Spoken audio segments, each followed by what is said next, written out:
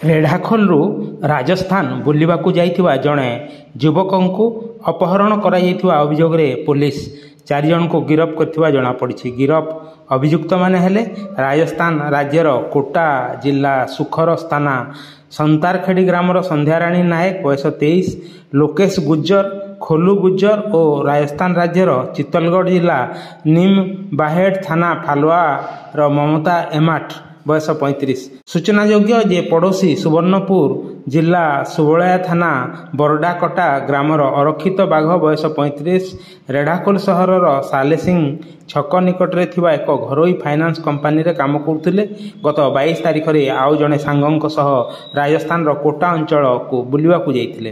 24 ତାରିଖ ଦିନ କୋଟାରେ ବୁଲୁଥିବା ସମୟରେ ଅଭିଯୁକ୍ତମାନେ ସେମାନଙ୍କୁ ଅପହରଣ କରି ଅରକ୍ଷିତଙ୍କ ପତ୍ନୀ ଶ୍ରାବଣୀ ନାୟକଙ୍କ ପାଖକୁ ଫୋନ୍ କରି 3 ଲକ୍ଷ ଟଙ୍କା ପଠାଅ, ଆମେ ତୁମର ସ୍ୱାମୀଙ୍କୁ ଛାଡ଼ିଦେବୁ, ନଚେତ୍ ତାଙ୍କର ମୃତ ଶରୀର ପାଇବ ବୋଲି ଧମକ ଦେଇଥିଲେ।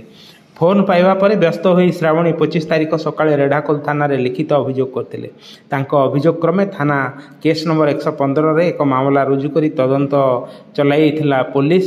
ଏପଟେ ଏକ ପୋଲିସ ଟିମ୍ ରାଜସ୍ଥାନ ଯାଇ ସେଠାକାର ପୋଲିସ ସହାୟତା ନେଇ ଅଭିଯୁକ୍ତମାନଙ୍କୁ ଗିରଫ କରିବା ସହ ଅପହୃତ ଯୁବକ ଅରକ୍ଷିତଙ୍କୁ ଉଦ୍ଧାର କରି ରେଢ଼ାଖୋଲ ଆଣିଥିଲେ। ଆଜି ସମସ୍ତ ଅଭିଯୁକ୍ତଙ୍କୁ କୋର୍ଟ ଚାଲାଣ କରିଥିବା ରେଢ଼ାଖୋଲ ଆଇଆଇସି ସବିତା ଲତା ସେଠୀ ସୂଚନା ଦେଇଛନ୍ତି।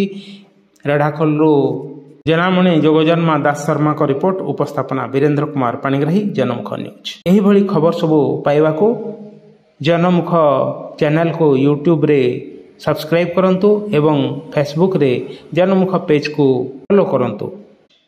ନମସ୍କାର।